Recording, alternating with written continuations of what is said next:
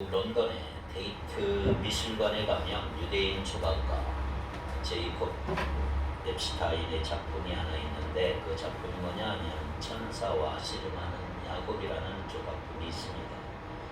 자, 여러분 사진 한번 잘 보십시오. 천사와 씨름하는 야곱, 왼쪽이 천사고 오른쪽이 야곱입니다. 천사와 야곱은 불끈불끈한 근육질의 몸으로 꽉 붙어 있습니다. 둘은 발가락과 발가락, 어깨와 어깨, 머리와 머리, 뺨과 뺨이 서로 맞닿아 있습니다. 치열한 싸움이었습니다. 그러나 동시에 둘은 깊은 호흡을 하고 있습니다. 꽉 움켜진 천사의 손은 강했지만, 그러나 야곱의 팔은 이제 기운이 빠져 처져 있습니다.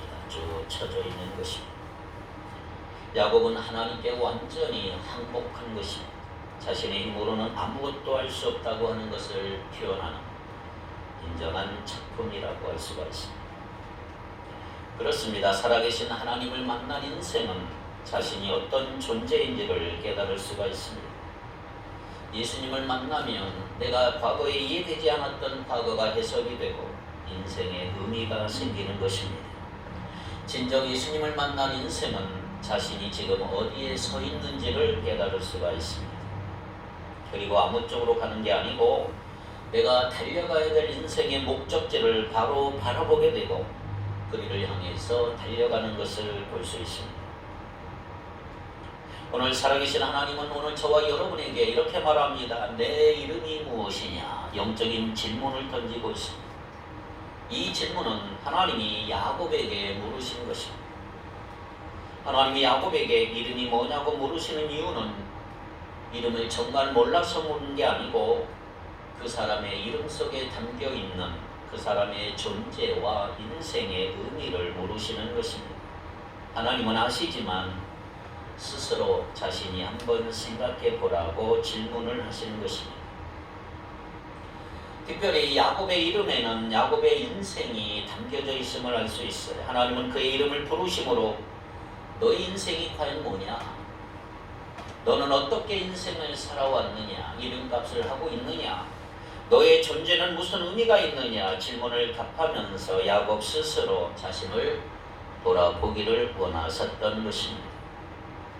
자, 오늘 본문의 배경을 보면 당시 야곱은 위기에 처해 있었음을 볼 수 있어요. 어릴 때 부모님 집을 떠나 20년 넘게 타향살이를 하다가 드디어 집으로 돌아가게 됐습니다. 그가 집을 떠나게 된 것은 쌍둥이 형인 에서와 아버지 이삭을 속이고 자기가 장자의 축복을 가로챘기 때문에 형인 에서가 거기에 격분해서 야곱을 죽이려고 했기 때문에, 사실 쌍둥이인데 형이 동생을 죽이려고 하니까 얼마나 비극입니다. 도망갈 수밖에 없는 것입니다. 자, 그런 원한이 있었던 형 에서가 이제 야곱 자기를 죽이려고 무려 군사를 400명이나 이끌고 온다는 소식을 야곱이 들었어요. 이때 야곱이 얼마나 두렵고 떨리겠습니까? 생명이 위태로운 그 순간 야곱은 가족들과 가축들을 먼저 다 양복강 다 건너보내고 홀로 남은 것입니다. 22절, 23절에 이렇게 기록이 되어 있습니다. 밤에 일어나 두 아내와 두 여종과 11 아들을 인도하여 야복나루를 건널세 그들을 인도하여 시내를 건너가게 하며 그의 소유도 건너가게 하고. 두 아내 누구죠? 레아와 라헬, 그리고 그들의 여종인 실바와 그리고 빌하, 그리고 11명의 아들로 하여금 먼저 야복강을 건너게 했어요. 너희들 먼저 다 건너라. 그리고 자기는 혼자 남아서 고민에 빠진 것입니다. 사람은 위기 가운데 있으면 홀로 있는 것 같이 느껴지지 않습니까? 두렵고 떨리는 것입니다. 아무리 누가 옆에 있어도 가족이 있어도 위기 때는 자기가 혼자 있는 것처럼 느껴지는 것입니다. 오늘 우리는 이 땅에 태어날 때부터 혼자였고 주님이 부르실 때에도 하나님 앞에 홀로 서게 될 것입니다. 아무리 배우자가 믿음이 좋고 아무리 같이 서는 게 아니라 혼자 설 수밖에 없는 사랑하는 가족, 이웃, 성도와 함께 있어도 극심한 고난 가운데 누구도 이해하지 못하는 나 혼자만의 외로움과 슬픔과 고통으로 눈물을 흘릴 때가 있다는 것입니다. 오늘 본문의 주인공 야곱도 똑같습니다. 24절에 야곱은 홀로 남았더니 어떤 사람이 날이 새도록 야곱과 씨름하다가 홀로 남았습니다. 다 보되고 야곱은 이제 홀로 남았는데 갑자기 나타난 어떤 사람과 씨름하기 시작했어요. 이 씨름이라고 하는 것은 우리 한국의 전통적인 씨름처럼 삿발을 잡고 룰에 따라 벌이는 씨름이 아니고 여기 규칙이 없어요. 이 씨름은 격투기처럼 치고 받고 마음대로 싸우는 것입니다. 자, 그렇다면 이것은 과연 무슨 씨름이고 상대는 누구였을까요? 자, 구약성경 한번 찾아보셔야 합니다. 호세아서 12장 3절 4절 다 같이 한번 읽어보겠습니다. 호세아 12장 3절 4절 시작.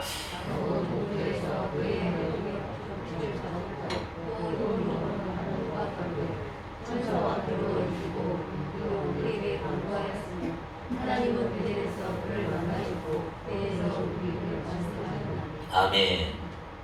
자, 잘 들어보십시오. 세번역 성경에는 이렇게 기록이 되어 있습니다. 야곱이 모태에 있을 때에는 형과 싸웠고 다 큰 다음에는 하나님과 대결하여 싸웠다.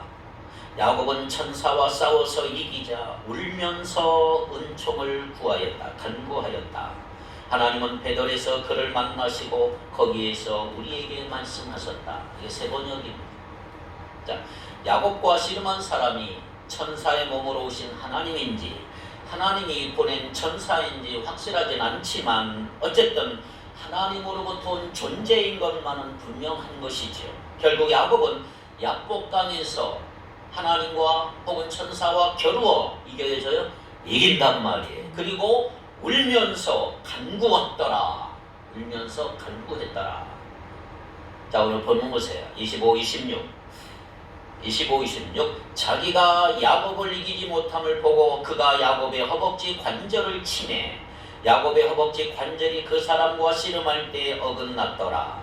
그가 이르되 날이 새려하니 나로 가게 하라. 야곱이 이르되 당신이 내게 축복하지 아니하면 가게 하지 아니하겠나이다. 자, 내용을 잘 보면 이상하지 않아요? 호세아서에 보니까 야곱이 천사와 싸워 이기자 어떻게 했어요? 울면서 은총을 간구했다 그랬어요.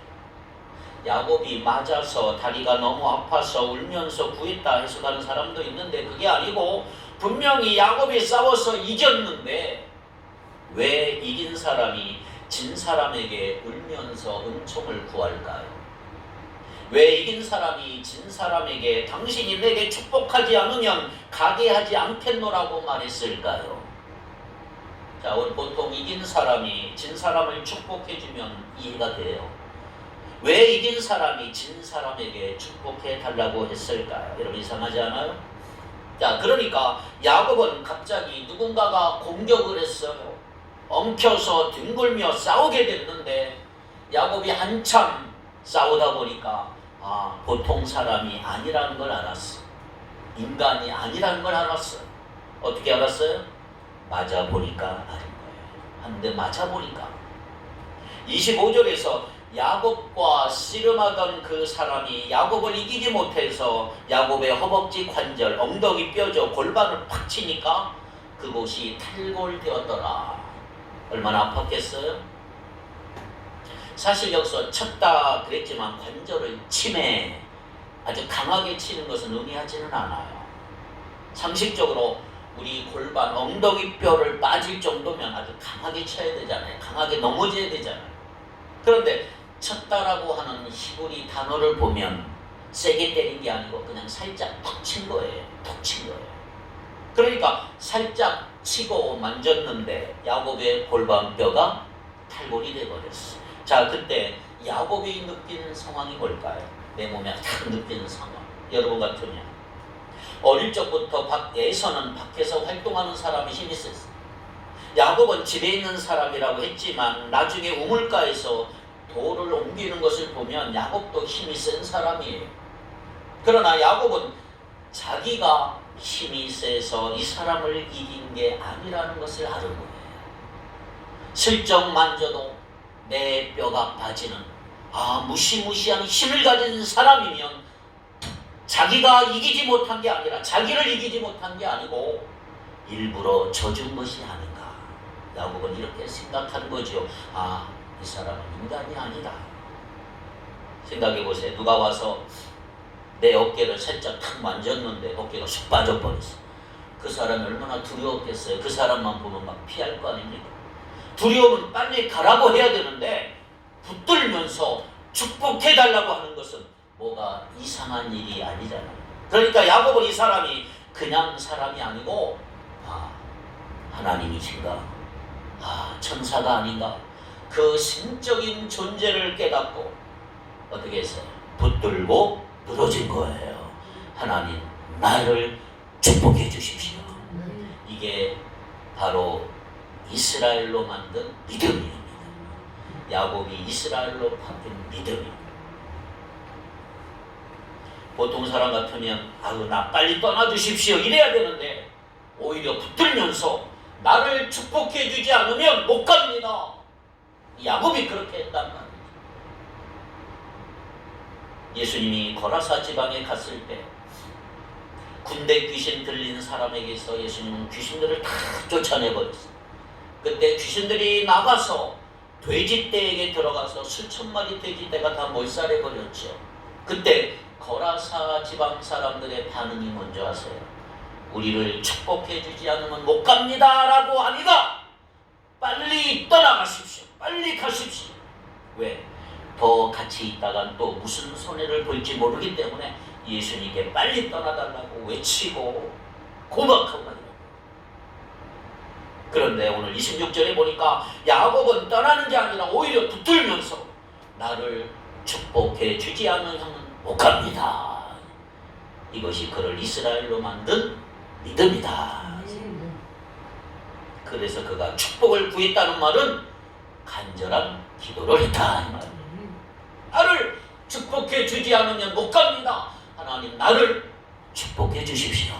간절히 기도하는 거죠.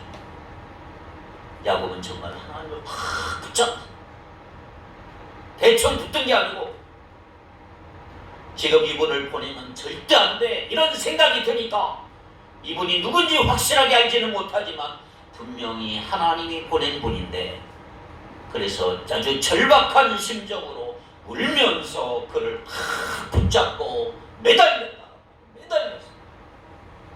하나님 아니면 안 되는 심정으로 강력하게 붙들었다 이 말이에요. 이 야곱이.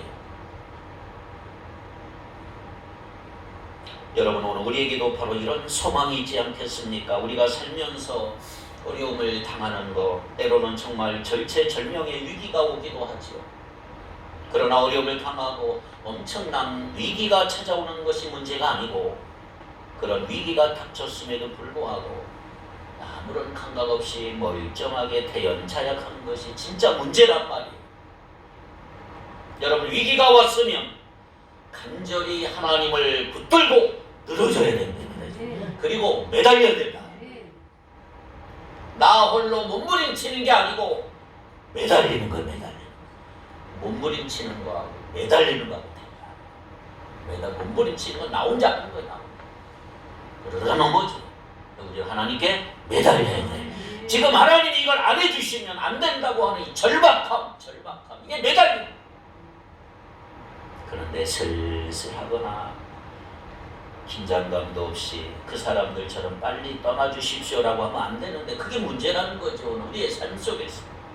기억하세요. 여러분, 위기 가운데서 그렇게 하나님을 간절히 붙드는 사람에게 놀라운 소망이 주어진다.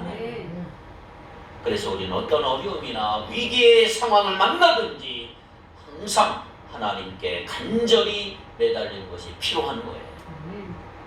평소에는 하나님 아버지와 동행하고 그저 느긋하게 부드럽고 평화롭게 기도로 교제할 수 있어요.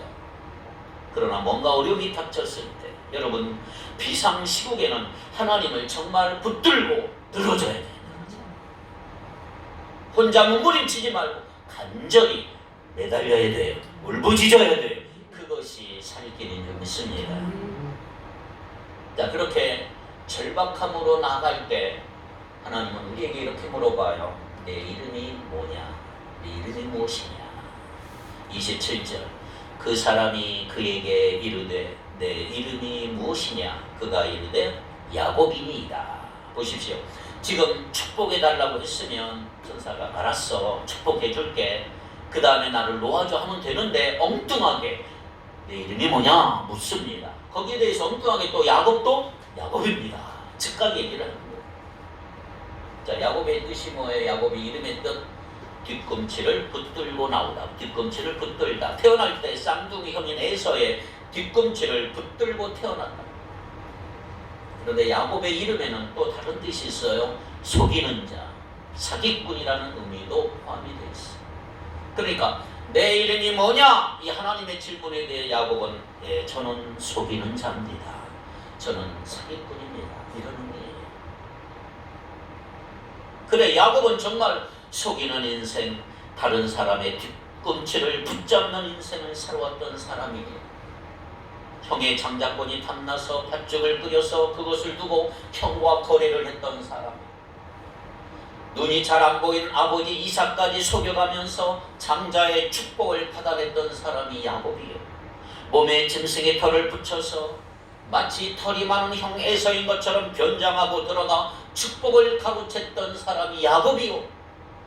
이 일 때문에 형 에서의 분노를 일으켜서 죽음의 위협을 받게 됐고 죽음 당하기 전에 집에서 빨리 도망쳤던 사람이 야곱이란 말이에요. 자, 그런데 보세요. 홀로 도망쳐 나오는 야곱은 외삼촌 라반의 집에 가서 20년 동안 고생을 했는지 몰라요. 속이는 인생 야곱이 뛰는 놈이 나눈 놈이 있다고 한 수 높은 사기꾼 삼촌인 라반에게 얼마나 여러 번 속았는지 몰라요.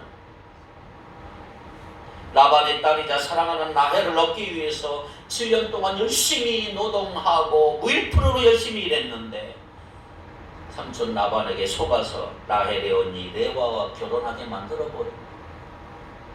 야곱이 사랑하는 여인은 라헬인데 라헬을 포기하지 못한 야곱은 라헬과 결혼하는 조건으로 또다시 7년 동안 또 일합니다. 그래서 야곱이 내 이름은 야곱입니다 라고 대답하는 것은 이런 뜻입니다.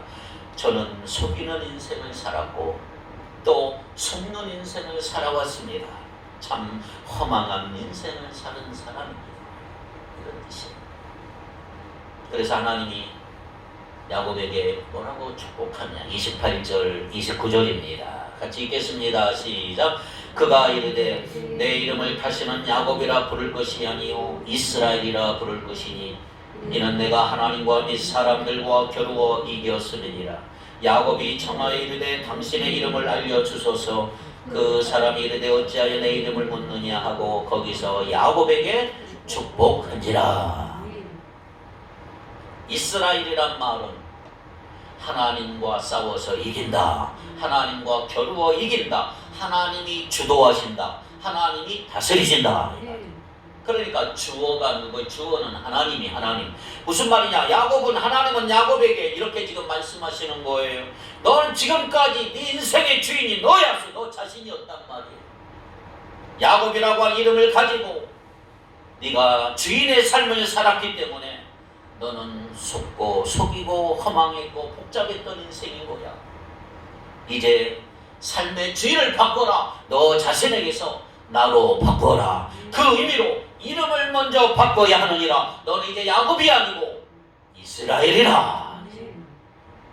이제는 속이는 자, 사기꾼이 아니고 하나님이 다스리는, 하나님이 주도하는 인생을 살아라.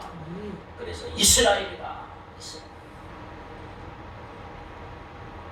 그런데 여러분, 놀랍게도 하나님은 저와 여러분에게도 이름을 바꿔주시는 거예요. 할렐루야. 우리는 사람들과 다투면서 살고 세상과 붙들며 씨름하고 살아요. 지금 이제는 그런 싸움 말고 하나님과 씨름하는 인생을 살라 이 말이에요. 자기가 해결해 보려고 아둥바둥하거나 이리 뛰고 저리 뛰고 하지 말고 혼자 몸부림치지 말고 하나님 앞에 전심으로 부르짖으며 매달리는 인생을 살아라. 그게 이스라엘.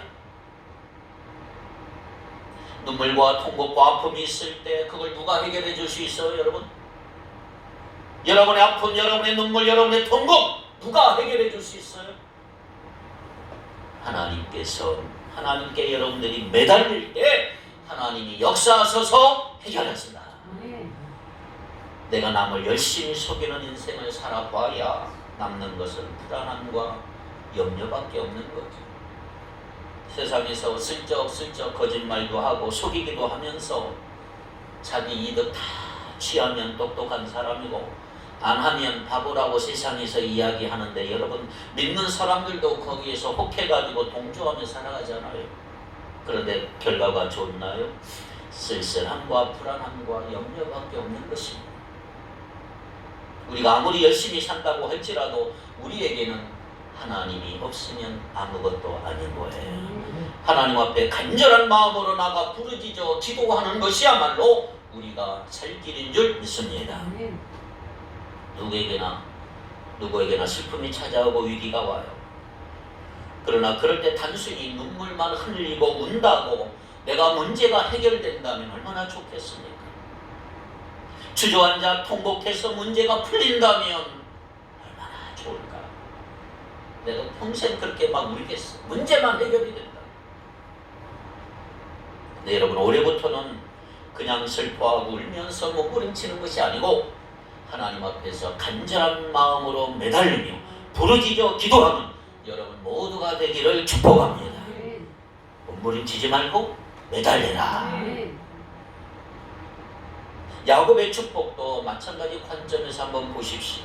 야곱은 그 고통스러운 위기의 순간에 원망하지 아니하고 기도를 배웠어요. 기도. 사실 지금까지 별로 하나님과 상관없이 살아온 사람, 그렇게 보이는 사람이 야곱이었어요. 야곱은 믿음의 조상들 중에 인간적으로 보면 가장 부족한 모습과 허물이 많았던 사람이 야곱이에요. 별로 믿음의 모습이 없었던 사람. 그럼에도 불구하고 잘 보십시오. 놀랍게도 하나님은 그 믿음의 조상 아브라함이나 요셉 같은 사람을 이스라엘로 바꿔주신 게 아니고 야곱같이 가장 형편없는 사람에게 이스라엘이라고 하는 이름을 주셨다 이 말이에요. 왜? 야곱은 고통스러운 위기의 순간에 기도를 배웠기 때문에 하나님을 붙들었기 때문에 매달렸기 때문에 힘들 때 가서 세상과 씨름하고 세상과 놀아거린 게 아니고 하나님을 붙들고 씨름했기 때문에 그게 중요합니다. 우리나라 민족은 한이 많은 민족이잖아요. 울음과 눈물도 많은 백성들이죠. 그래서 운다라는 표현이 참 많아요. 운다. 새가 노래하는 모습. 새가 노래한다 그러면 좋은데 새가 운다 그러잖아요. 기차가 막 소리를 내며 가는 것도 기적이 운다 그러고 천둥이 치면 천둥이 운다. 심지어 옷이 쭈글쭈글한 것도 옷이 운다 표현하잖아요. 한국말에는 운다라는 표현이 많아요. 자, 그런데 여러분 만약 내가 울어서 놀라운 역사가 일어난다면 우리 민족에게는 벌써 엄청난 일이 일어나서 아마 세계 최고의 나라가 됐을 거예요. 그러나 여러분 울음이나 눈물이나 슬픔이나 한탄이나 통곡에서 역사가 일어나는 게 아니고 하나님께 간절히 기도할 때 간절히 매달릴 때 하나님의 놀라운 역사가 일어난다. 우리가 살아가다가 슬픔이나 아픔이나 위기의 순간이 찾아올 때 우리 믿는 사람들 중에 때때로 하나님 앞에 나가 기도하기보다는 오히려 예배의 자리, 말씀의 자리, 기도의 자리를 떠나버리고 신앙을 멀리하는 경우가 너무 많은 것입니다. 안타까운 일이죠.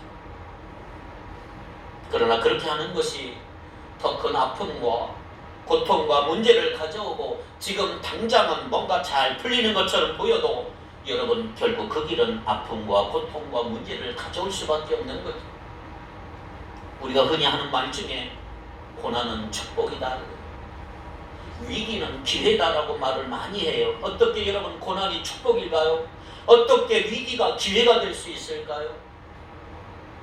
바로 그때가 하나님을 생생하게 만날 수 있는 순간이기 때문이다. 바로 그때가 야곱처럼 하나님을 꽉 붙들고 늘어지면서 간절한 기도를 배울 수 있는 기회이기 때문이다. 그래서 간절히 매달리는 것이 축복이고 매달리는 것이 기회다. 생각해보세요. 하나님과 씨름한 야곱이 하나님께 구하고 싶었던 기도 제목이 얼마나 많았겠어요. 내 생명 지켜주십시오. 형 에서의 마음을 부드럽게 해주십시오. 제가 가나안 땅에 돌아왔는데 제 앞길을 활짝 열어주십시오. 제 인생의 문제를 해결해 주십시오. 제 자식의 길을 열어주십시오. 여러 가지 아마 기도하고 싶었을 거예요. 그때 하나님은 어떠한 약속 이전에 먼저 뭐라고 했더냐? 내 이름이 뭐냐? 질문하고 있는 거예요. 내 이름이 뭐냐? 환경이 바뀌고 상황이 바뀌고 상대방이 바뀌는 것, 축복받는 것 중요해요. 그러나 하나님은 다른 사람이나 환경이나 그 어떤 것이 바뀌는 것보다 훨씬 더 중요한 것, 바로 우리 자신이 먼저 변화되기를 원한다. 왜냐하면 밖이 아무리 바뀌어도 내가 안 바뀌면 소용이 없을 것 같아요. 작년까지는 여러분, 지금까지 나 자신이 이끌어가는 인생을 살았다면 이제는 내가 아니고 하나님이 여러분들을 이끌어가는 인생, 하나님이 주도하시는 삶을 살아가는 여러분 되기를 바랍니다. 그때 내 자신이 바뀔 수가 있는 거예요. 지금 삶 속에 어떤 아픔이나 눈물이나 염려나 위기 상황이 있다면 다른 것과 씨름하거나 다른 사람 붙들고 씨름하지 말고 하나님을 붙들고 하나님과 씨름하시기를 바랍니다. 하나님의 말씀을 붙들고 기도하며 예배하면서 하나님과 간절히 씨름해보라 이 말이에요. 씨름. 야곱처럼 하나님 축복해 주십시오. 씨름하라. 성경의 위대한 인물 중에 한나라고 하는 여인이 있었어요. 한나. 사무엘상 1장에 보니까 한나라는 여인은 정말 한이 많은 여인이었어요. 남편 엘가나는 한나 외에 분인나라고 하는 또 다른 아내가 있었어요. 그런데 분인나는 아이가 있었고 한나는 아이가 없었어요. 게다가 분인나는 아이가 없다는 이유로 한나를 늘 괴롭혀요. 첫째 부인은 한나인데 둘째 부인이 첫째를 막 무시하는 거예요. 아기가 없다고. 엘가나 가족이 매년 한 번씩 성막에 있는 실로에 가서 예배드리러 제사하러 갈 때마다 예배의 자리에 가는 데도 불구하고 분인나가 한나를 막 괴롭히는 거예요. 그 당시 여인에게 아이가 없다는 것은 엄청난 재앙이고 저주였어요. 그렇게 절망하고 그렇게 분노할 수밖에 없는 환경이었지만 놀랍게도 한나의 위대한 점이 뭘까요? 그런 상황에서 보통 우리라면 어떻게 하겠어요, 여러분? 분인나 붙들고 야, 네가 죽나 내가 죽나 한번 해보자. 여자분들 머리 잡고 싸우는 거예요. 엘가나를 붙들고 당신이 책임져라 이렇게 할 텐데 한나는 사랑과 씨름하지 않았고 눈물과 탄식을 가지고 성막에 가서 하나님 앞에 기도한 거예요. 사무엘상 1장 10절 11절 같이 한번 읽어봐. 어떻게 기도했나? 시작.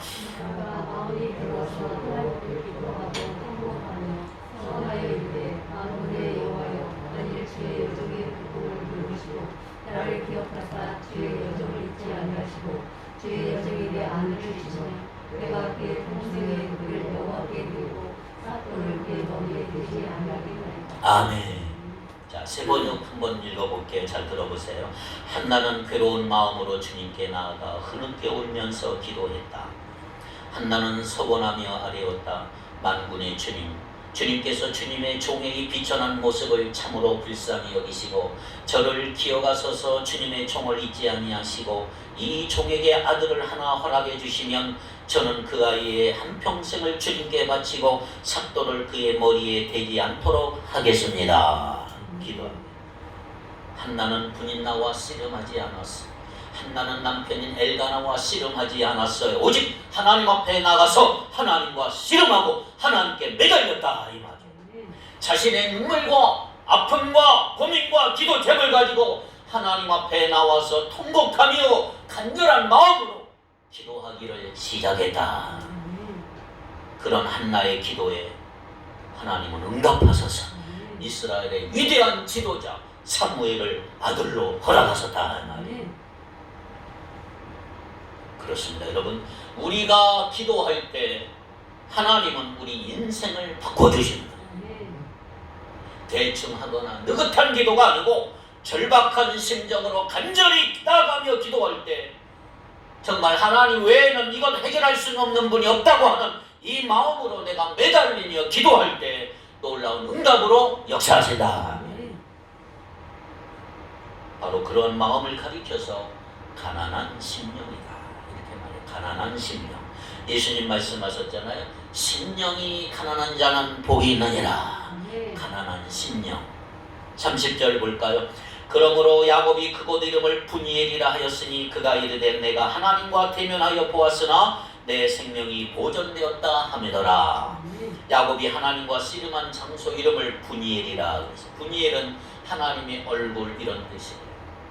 야곱은 자기가 하나님의 얼굴을 보았음에도 불구하고 살았다고 고백하며 그렇게 지은 거예요. 옛날 구약시대 하나님 얼굴 보면 다 죽어요. 그런데 야곱은 죽지 않았어요. 하나님의 얼굴을 내가 보았다. 분이엘. 하나님의 얼굴을 본 야곱의 얼굴에는 빛이 임하지 않습니까? 더 이상 형 에서의 얼굴을 보는 일이 두렵지 않게 되었고 세상의 그 어떤 것도 두려운 게 없었단 말이에요. 하나님 앞에서 전심으로 기도하며 나가는 사람은 두려움이 사라지는 거예요.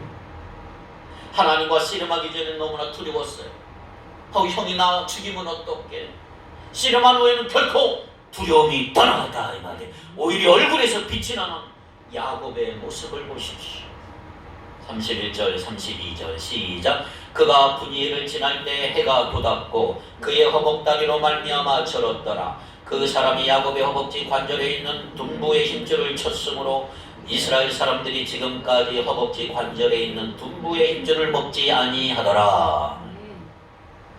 자, 야곱이 분이엘을 지날 때 해가 돋았어. 해가 떴어. 아침이 됐어. 자, 그러니까 야곱이 밤새도록 씨름했고 해가 뜨려고 할 때 이 천사, 이 사람이 도망가려고 했으니까 26절에 보니까 새벽에 기도했어요. 새벽에. 날이 새려하니. 새벽은 밤과 아침이 만나는 시간이에요. 절반은 어둠이고 절반은 빛이에요. 자, 그런 의미에서 새벽은 역사가 시작되는 상시 시점이고 하루가 시작되는 때. 하루가 시작되는 시점에 하나님은 우리가 기도하기를 원하시는 거예요.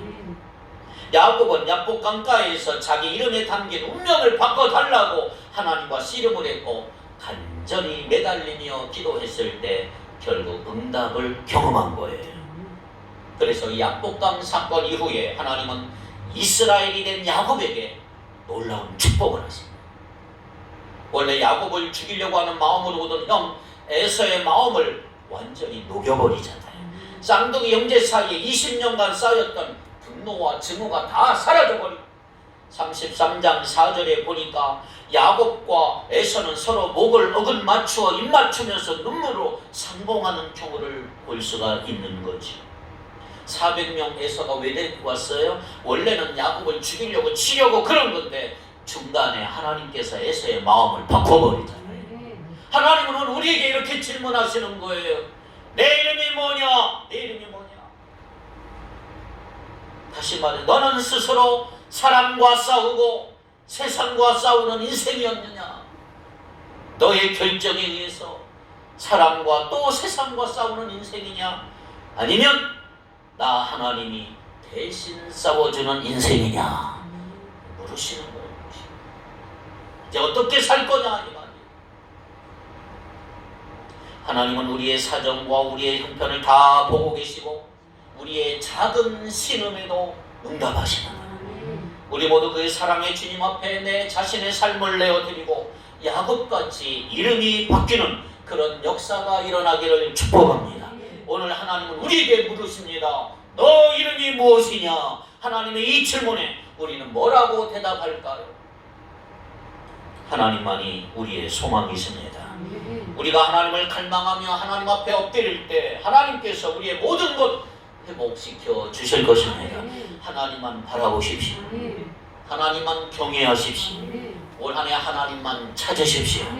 하나님이 우리의 삶을 채워 주실 것입니다. 기도합시다.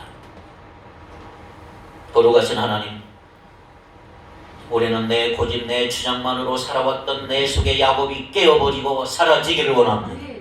하나님께 완전히 항복하는 인생으로 살아가게 하시고 내 힘으로 아무것도 할 수 없다는 걸 인정하며 살게 하여 주옵소서.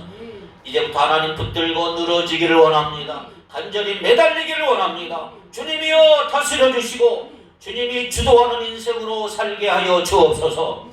야곱에서 이스라엘로 변하는 역사가 일어나게 하시고 하나님을 예비하며 기도하는 인생으로 살아가게 하시며 하나님만 바라보고 하나님만 경외하며 매달리는 인생으로 사는 축복교회 성도들 다 되게 하여 주옵소서. 예수님 이름으로 기도하옵나이다. 아멘.